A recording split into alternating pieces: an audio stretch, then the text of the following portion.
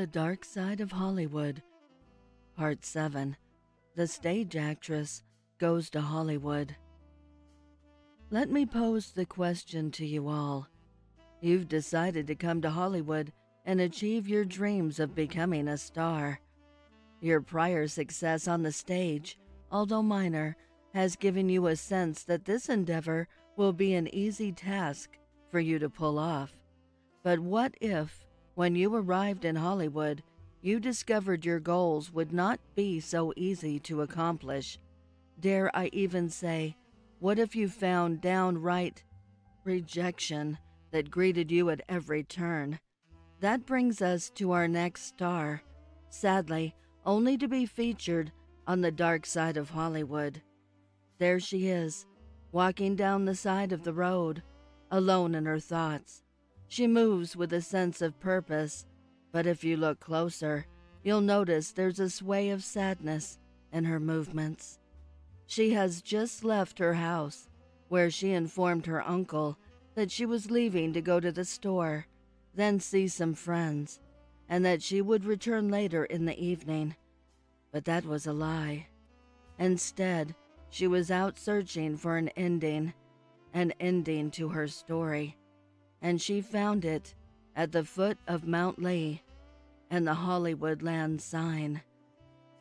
I'm of course referring to Millicent Lillian Entwistle, affectionately known as Peg by her friends and family.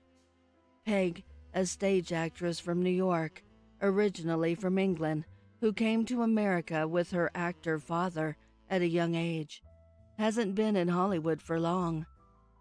She has had somewhat of a successful journey with her time on the stage and starred in many Broadway plays, working alongside actors George M. Cohan, Dorothy Gish, and Henry Travers, among others. It is said a young Betty Davis saw Miss Entwistle perform on stage while with her mother, and that she was so moved by her performance that the young Miss Davis looked over to her mother and said, "I want to act just like her. I want to act like Miss Entwistle."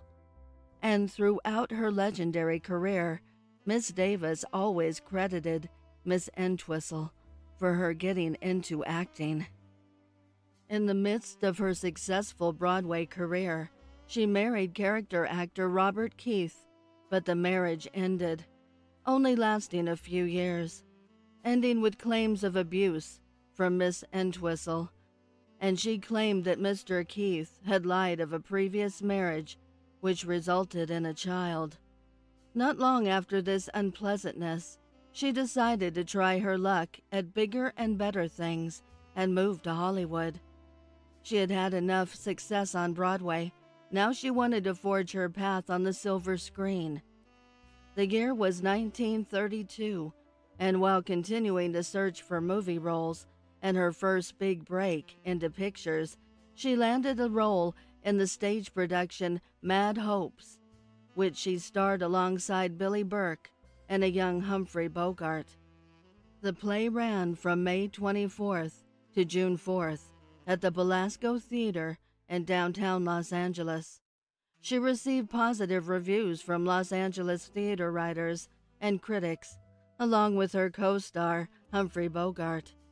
Not long after she landed her first and only credited movie role, called 13 Women, which she starred alongside Myrna Loy and Irene Dunn, and was produced by mega producer David O. Selznick. Her role was a minor one, but still, it was her first, and she was in the picture. Sadly, she would not live to see herself in the picture, see herself up on the silver screen, see her dreams becoming realized. No, instead, I bring you back to where we started our tale, to the woman we now know to be Peg Entwistle, standing at the bottom of the hill. But now we see her standing at the top of the hill, scaling the H of the famous Hollywoodland sign. She found the end to her story, and sadly, the ending is death. No one knows for certain why she leapt to her death. Rumors persist of her becoming distraught, of not landing consistent movie roles. Other rumors are she found out a significant chunk of her screen time was cut from 13 Women, which it was. And even though the movie hadn't been released yet, early reports from test screenings thought the movie would be a box office failure, which it turned out to be.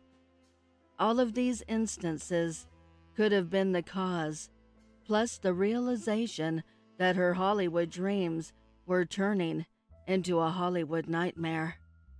Sadly, the fame she seeked in life, she only found in death, and the manner she chose to take it.